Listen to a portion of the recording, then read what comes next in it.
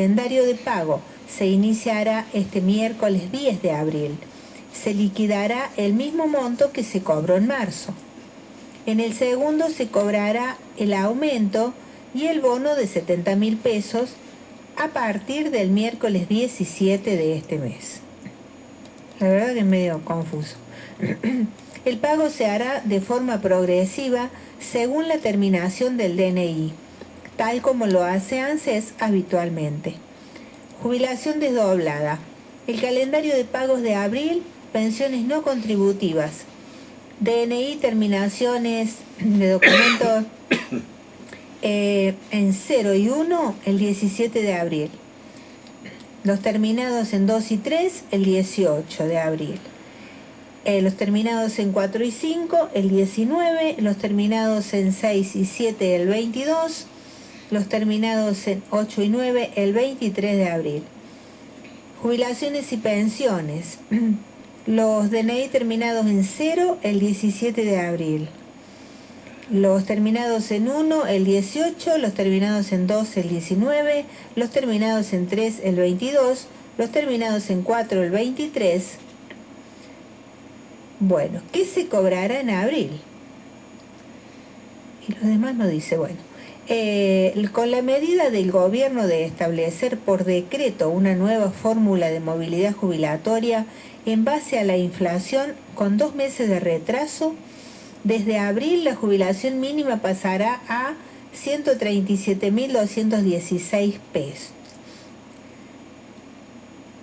Pasará de 137.216 pesos a 172.463.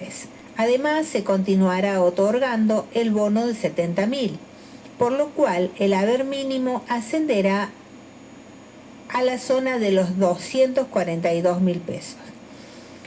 Y desde el próximo mes las jubilaciones tendrán un aumento correspondiente al índice de precios al consumidor de febrero, mes en el cual alcanzó el 13,2%, más otro 12,5% de recomposición. En mayo habrá una actualización por el IPC, correspondiente a marzo. El calendario de pagos completo de ANSES en abril. El calendario de pagos previsto originalmente, mientras tanto, se mantiene. Tal como aclaró ANSES, quienes cobran el 17 de abril o en fechas posteriores recibirán el desembolso completo de una sola vez. Quienes cobraron sus haberes con montos previos al último aumento, según la nueva modalidad, recibirán el dinero restante en las fechas especificadas más arriba, en las que ya leí. Así será el calendario original. Jubilados y pensionados con el haber mínimo, los DNI terminados en 0 cobran el 10 de abril. Los terminados en 1, el 11, los terminados en 2, el 12, los terminados en 3, el lunes 15, los terminados en 4, el martes 16, los terminados en 5, el miércoles 17, los terminados en 6, el jueves 18 y los terminados en 7, el viernes 19, los terminados en 8, el lunes 22 de abril y los DNI terminados en 9, el martes 23 de abril. La asignación universal por hijo y tarjeta alimentar, los DNI terminados en 0 el 10 de abril, los terminados en 1 el 11, los terminados en 2 el 12, los terminados en 3 el 15, los terminados en 4 el 16, los terminados en 5 el 17, los terminados en 6 el 18, los terminados en 7 el 19, los terminados en 8 el 22, los terminados en 9 el 23. La asignación por embarazo, los terminados en 0 el 10 de abril, y así sucesivamente, los terminados en 1 el 11, los terminados en 2 el 12, los terminados en 3 el 15, los terminados en 4 el 16, los terminados en 5 el 17, los terminados en 6 el 18, los terminados en 7 el 19, los terminados en 8 el 22, los terminados en 9 el 23, y las pensiones no contributivas comienzan con los DNI terminados en 0 y 1 el 3 de abril, los terminados en 2 y 3 el 4 de abril, los terminados en 4 y 5 el 5 de abril, los terminados en 6 y 7 el 8 de abril, los terminados en 8 y 9 el 9 de abril, y las prestaciones por desempleo cobran los DNI terminados en 0 y 1 el 24 de abril, los terminados en 2 y 3 el 25, los terminados en 4 y 5 el 26 de abril, los terminados en 6 y 7 el 29 de abril y los terminados en 8 y 9 el 30 de abril. Así les di a conocer cuándo cobra cada uno, los con aumento y los con el bono y bueno, todo lo que se viene para el mes de abril.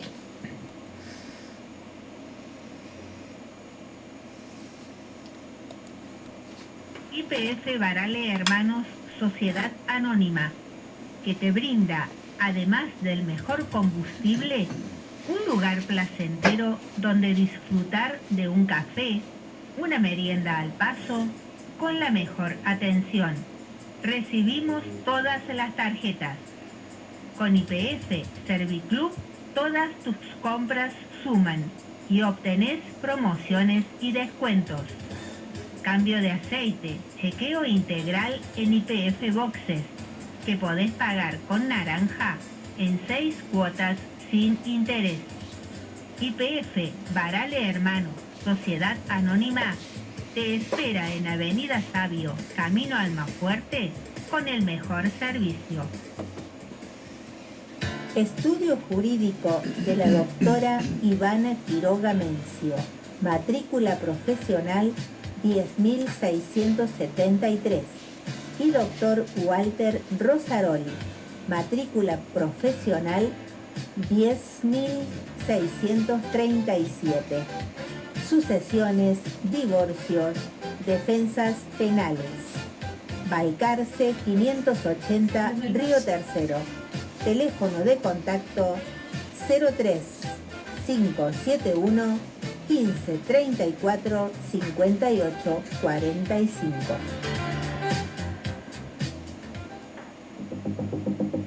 Carnicería San Cayetano. La mejor carne al mejor precio. En Eleazar Garzón, esquina Antonio del Viso, Barrio Parque, Monte Grande. También repartos por mayor en Río Tercero y zona. Teléfonos de contacto 3571 69 56 68 y 3571 59 38 39. Carnicería San Cayetano.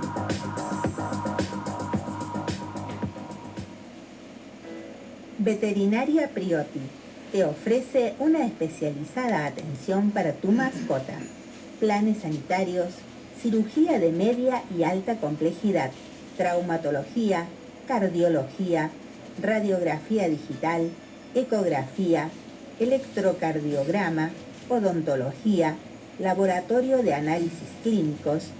Veterinaria Priotti, donde tu mascota tiene voz, está en Esperanza 1482.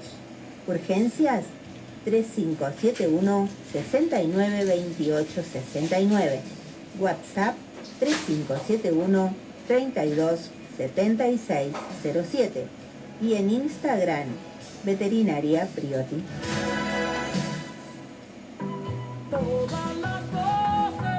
Tenemos Patria en sus nuevos días y horarios, miércoles de 22 a 0 horas y viernes de 20 a 22 horas. La cita es en la 97.5 Estación Urbana. Compartí con nosotros, tenemos Patria. Micros, entrevistas e historia. Con la realidad del país y el mundo. No te olvides, tenemos Patria.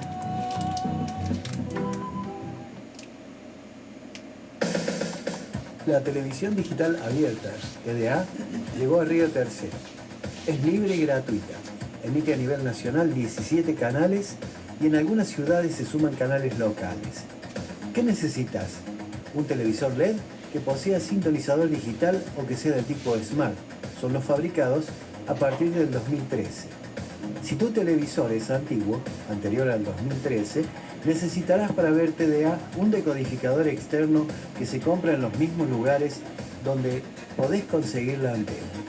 Para nuestra ciudad, debes colocar una antena externa elevada a unos 4 o 6 metros, apuntando hacia la zona del Puente Negro para ver los canales de TDA. Si vivís en una zona sin cobertura de TDA terrestre, tenés que instalar el kit TDA satelital de ARSAT. Si nunca escuchaste un sonámbulo, los sábados, desde las 23 horas, por Estación Urbana, te hablarán dos. Sonámbulos, con música, poemas y algo más. Todos los sábados, de 23 a 2, por la 97.5. Y como es nuestra costumbre, ahora les traemos a Fernando Borroni y su editorial La fortaleza de Milei está en la oposición.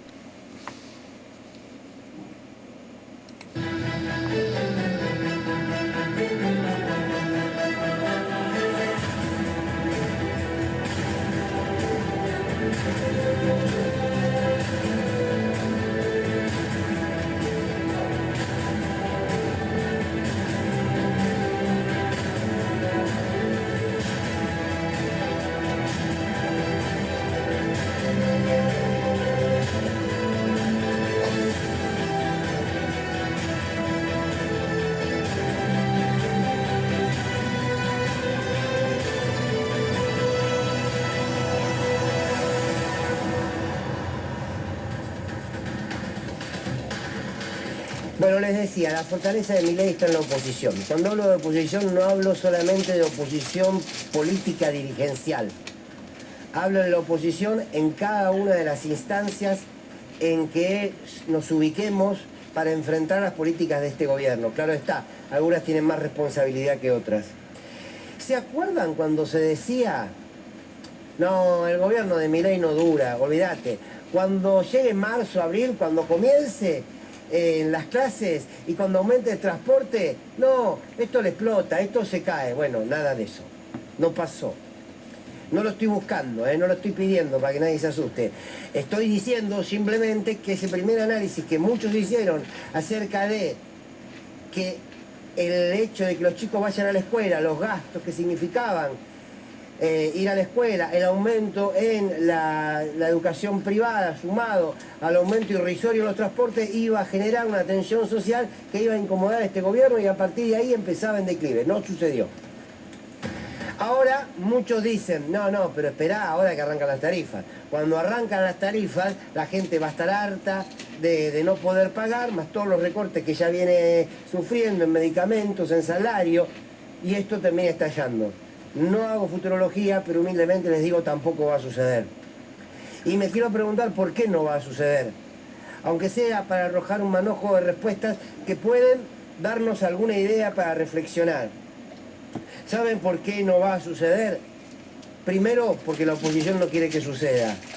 Y no lo estoy adjetivizando y no estoy marcando posición si está bien o si está mal. La oposición entiende que Milei debe terminar su mandato, cualquiera sea el proceso de ese mandato y cualquiera sean los resultados finales de su mandato. ¿Está bien o está mal? No lo sé, cada uno tendrá su reflexión y su síntesis.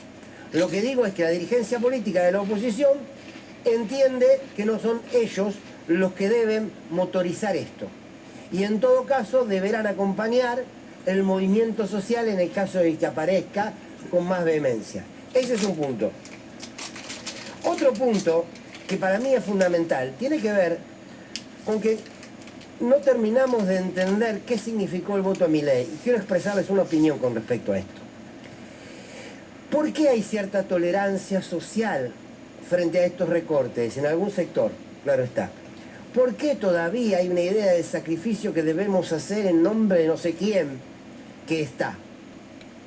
¿Por qué hay una imagen que, según dicen los encuestadores, abro un paréntesis siempre con respeto, no creo en ninguna encuesta, ni cuando dan a favor de lo que a mí me interesa, ni cuando están en contra, no creo en las encuestas, sobre todo porque los últimos 15 años no pegaron una, lo digo también con respeto, pero es la realidad. Sin embargo dicen que Milei tiene todavía un gran acompañamiento de la sociedad. Bien, vamos a suponer que es cierto, que seguramente hay muchas porciones de la sociedad que lo están acompañando, pese a que están viviendo mal, para mí tiene que ver con la lectura que significa hoy el voto de Milei. El voto de Milei no fue un voto por el cambio. Yo no acepto esa hipótesis, no encuentro argumentos para esa hipótesis. El voto que venía de la mano de un cambio era el voto a Macri. Mauricio Macri y el PRO, cuando enfrentan a Scioli, vienen con el relato del cambio, que era lo que había que cambiar, la continuidad de 12 años de un gobierno que, si bien había transformado la realidad de los argentinos, como toda lógica de la extensión del tiempo, más unos medios trabajando en debilitar al gobierno, más un último año que no fue bueno en términos económicos, todo eso generaba una sensación de cambio que la pudo potenciar el PRO con operaciones mediáticas en contra de Cristina Kirchner, del peronismo, bien. Pero ahí había una idea de cambio que la sociedad lo volcó en el voto al PRO. El resultado de las elecciones de Milei, y el voto a Milei no es un voto para cambiar, es un voto para romper. Es un voto que buscaba la ruptura. Y en todo caso ustedes dirán, bueno, pero algo que se rompe después, al estar roto, y vos lo querés rearmar, va a terminar cambiando quizás en la forma. Sí, pero una gran porción del voto a Milei era un voto que venía a romper lo establecido. Entonces todavía hay cierto revanchismo en un sector del voto a Milei, que se sostiene solamente por esa lógica revanchista, porque todavía no vieron que se haya roto todo lo que creen que debe romperse. Y están convencidos que para que esa ruptura exista, tienen que sacrificarse, lo van a hacer. El 2001 fue una expresión de un modelo que implosionó. Y a diferencia de estas elecciones del 2023, en el 2001, el enojo, el desencanto, la bronca, el rechazo, el desprecio a la política no tenían nombre y apellido. En el 2023 lo tuvieron. Y fue Javier Milei. Entonces, lo que en aquel momento se sintetizó en el que se vayan todos, hoy se sintetiza en Javier Milei. Por lo tanto, la lógica de una reacción frente a este gobierno de forma inmediata no se va a dar hasta el momento en otros sectores que no sean los sectores que históricamente se opusieron a la derecha. Entonces me parece que estamos rascando en una olla donde no hay más, donde esto no va a ser un proceso de acumulación. Cuanto más desempleo, cuanto más pobreza, cuanto más desigualdad, cuanto más recorte, entonces Milei va a perder poder. Hasta ahora se está demostrando que no es así. Me parece que hay que dejar de preguntarse si este gobierno termina o no termina, si este gobierno se cae o no se cae, y empezar a preguntarse qué está construyendo la oposición para hacer alternativa. Tuve la posibilidad estos días de hablar con un dirigente que respeto mucho, que me decía, hay que estar mucho más concentrado en volver a generar credibilidad de un proyecto político que se pudo llevar adelante, que le transformó la vida de la gente y que nos robaron. Si Milei no termina su mandato, será porque se cae por su peso propio. Ahora, bien, que algo se acabe por su propia maldad o inutilidad, no legitima lo bueno de lo que está enfrente. Habrá que construir lo bueno de lo que está enfrente. Basta con la frasecita esa de volvemos mejores porque ya fracasó 2 veces. Entonces, digo, habrá que inventar otra. Habrá que inventar otra. Ahora, la pregunta entonces es, ¿qué se está construyendo? Y no se ve eso que se está construyendo. No se ve. No termina de aparecer. ¿Por qué? Porque lo mejor que le puede pasar al campo nacional y popular, que no es solo el peronismo si se quiere como columna vertebral, por lo que significa, pero que es mucho más que el peronismo. Aunque el peronismo no lo quiera aceptar, o su conducción política, digo, es mucho más, es construir una alternativa de poder real que aplaste a los libertarios en las urnas. Esa es la verdadera fortaleza política. Y utilizo la palabra aplaste no porque se me ocurrió, porque creo que al fascismo hay que aplastarlo con los términos democráticos. Hay que aplastarlo en las urnas. Entonces, digo, lo mejor que le puede pasar a nuestra democracia es que este modelo de desangrado de los sectores de los trabajadores, este modelo de estafa, este modelo de entrega, este modelo de saqueo, tenga una derrota enorme en las urnas. Pero no solo para escapar del infierno, sino con la profunda convicción que se puede vivir de otra manera. Ahora la oposición va a tener que entender que hay algunos políticos que siempre serán escuchados, que siempre se necesitarán en las filas, pero que tienen que dejar lugar a aquellos que al menos hacen una lectura de este presente con otra vocación política. No me quiero extender más, pero estoy convencido que la receta, como les dije hace unos días, que ciertas recetas de cómo construye poder el campo nacional y popular, se ha demostrado que perdió vigencia, que ya no alcanza con decir tenemos a todos los gobernadores adentro, tenemos a todos los intendentes adentro, ya está, ganamos las elecciones, no va más, no va más. También está agotada la lógica de que cuanto más desnudemos al monstruo, más bellos serán nuestros rostros. No, el voto a Milei lo que entiende es que el rostro de la monstruosidad está de este lado. Y eso hay que transformarlo. Porque sigue teniendo razón Carlos Heller cuando dice que el límite del ajuste es el ajustado. El problema es que si el ajustado no entiende su condición de ajustado y que el ajuste no es por necesidad, sino es como un proceso de saqueo, no lo transformas más esto. Entonces, insisto, ojo, como siempre les digo, es una idea como disparador. La fortaleza de este gobierno está en una oposición que entiende que lo mejor es el silencio, que lo mejor está en la estrategia política por encima de la realidad de la necesidad, que la oposición es mejor planificarla de cara a las elecciones y que no termina siendo oposición en los territorios. Porque es increíble que cuando te echan trabajadores de los trenes, que cuando te recortan salarios de docentes, que cuando te cierran espacios culturales, te persiguen artistas, te persiguen periodistas, se meten con la salud, se meten con medicamentos oncológicos, se meten con aerolíneas argentinas, se meten con todo el mundo, no puede ser que no haya nadie que pueda articular eso. Bien, será entonces que también hay una nueva etapa política, donde nos exige mucho más a la sociedad organizarnos, amalgamar y conducir, articulando, que esperar que algún dirigente político se acuerde de ser precisamente eso, un dirigente político. Bienvenidos y bienvenidas, esto es Sin Lugar para los Débiles. Sin lugar para los débiles, realmente. Dice muchas verdades Borroni. Bueno, vamos a ver cómo sigue nuestro querido país. Y ahora vamos a leerles una noticia local también, que la saco de Diario Río Tercero, que se trata también de nuestra querida fábrica militar, que otra vez cae en manos privadas. Fabricaciones Militares presentó al nuevo director de Fábrica Militar Río Tercero. Es el teniente coronel José Ignacio Rama. Fabricaciones Militares, Sociedad del Estado, presentó este miércoles 10 de abril al nuevo director de Fábrica Militar Río Tercero, teniente coronel José Ignacio Rama. La presentación fue realizada el mismo día en que el intendente Marco Ferrer recibió en su oficina al nuevo director de Fabricaciones Militares, quien expuso los proyectos que tiene para la industria riotercerense, que cuenta en la actualidad con cerca de 400 empleados.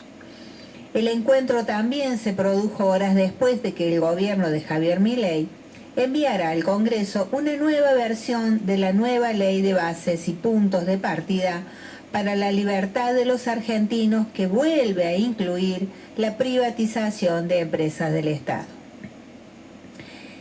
¿Quién es Rama? Rama asumió como director de Fábrica Militar Río Tercero el pasado 12 de marzo, sucediendo al empresario riotercerense José María López, quien a fin de 2023 se jubiló y dejó el cargo de director de Fabricaciones Militares. Rama es teniente coronel, ingeniero mecánico y especialista en seguridad e higiene ocupacional. Egresó del Colegio Militar de la Nación en diciembre de 1996 como subteniente del arma de caballería y bachiller universitario en ingeniería. Mira vos, egresó el año que la fábrica se privatizaba, no, o antes se privatizó, no, por ahí me parece. Bueno, durante su trayectoria militar se desempeñó como segundo jefe de la base de apoyo logístico Paraná, como jefe del Departamento Técnico de la Dirección General de Logística del Ejército y como jefe del Departamento Laboratorios en la Facultad de Ingeniería del Ejército, entre otros destinos dentro del Ejército. Durante 2019 se desempeñó en una misión técnica en Fort Barstow y Fort Richmond en Estados Unidos. Bueno, eso es el nuevo director de fabricaciones militares. Ese es el currículum, digamos. Bueno, la verdad que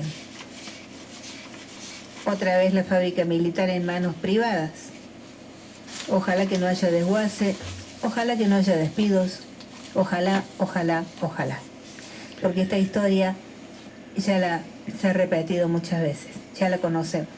La historia de las privatizaciones que termina con trabajadores en la calle y otra vez.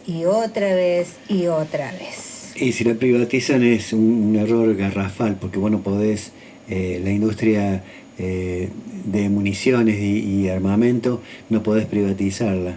No podés depender de empresas privadas para vos aprovisionar tus fuerzas armadas, porque el día que tenés un conflicto con alguien, como por ejemplo Inglaterra, que siempre lo nombramos porque es nuestro enemigo próximo, no vas a conseguir ni siquiera gomeras para tirarles con piedra.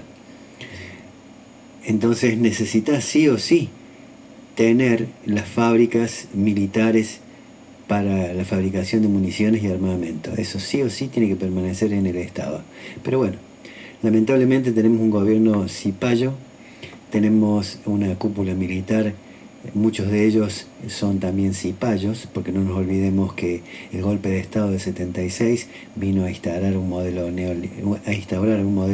neoliberal encabezado por Martín de Dios, donde trataron de destruir todo el aparato productivo del país para que dependiéramos única y exclusivamente de lo que nos enviaran desde afuera. O sea, es lamentable, pero es así. Acá es una de las pocas partes en el mundo donde la derecha es anti-argentina, no es patriota. ¿Cuántas veces se ha repetido lo mismo? Gobiernos neoliberales, privatizaciones. Y después los años que lleva nuevamente... Es que te viene con el cuento del déficit del Estado y todo ese verso que ya debería haber cansado a todos los argentinos, porque siempre lo mismo. Tras esa excusa se esconde el beneficio a los empresarios amigos, a los amigotes de guita, para que se queden con las empresas del Estado. Como pasó con Somisa, que ya lo hemos dicho, que la vendieron a 2 mangos. ¿A quién? A Techín. A Paolo Roca. Con ese verso de que el empleado estatal es vago, que es ñoqui, que va... Y sí, todo eso va calando fondo en la mayoría de las personas, porque lamentablemente la gente no tiene, más en este momento, no tiene poder de crítica, entonces no analiza lo que escucha o ve o lee. Directamente cree a ciegas, se cree que escuchar un medio periodístico es como leer la Biblia, que que es la verdad absoluta, que no hay otra cosa, y es mentira, porque a través de eso han sucedido muchas guerras, ha habido masacres grandísimas. No nos olvidemos en la famosa guerra del desierto, que Estados Unidos decidió invadir un país con la excusa de que tenía armamento nuclear, y era mentira. Después se descubrió que era mentira, pero ellos utilizaron Pero esa mientras mentira tanto, para tener una excusa de atacarlos a los otros y ver de quedarse con los pozos petrolíferos. no, terrible. Acá Esto es una este es cosa- el único país que le van a entregar las cosas por las buenas al imperio anglosajón. Llámale Inglaterra, llámale Estados Unidos. Así que le irán a entregar Vaca Muerta, le irán a entregar allá la triple frontera, donde están los más grandes depósitos de acuíferos del mundo, de agua dulce. Cuánta riqueza Eh, tenemos nosotros Sí, en nuestro querido bueno, país. lamentablemente tenemos unos políticos que no valen un tarro de merde, dijeron los franceses. Y nadie... Toda Latinoamérica es rica. Nadie se pone la camiseta del país. O los que lo hacen son muy pocos y son convertidos en parias y perseguidos, y le inventan todo tipo de situaciones, como le pasó a Perón cuando lo acusaron de que había robado, se había llevado gran parte del dinero de Argentina, lo acusaron también de pedófilo y cuantas cosas más, y eran otras épocas.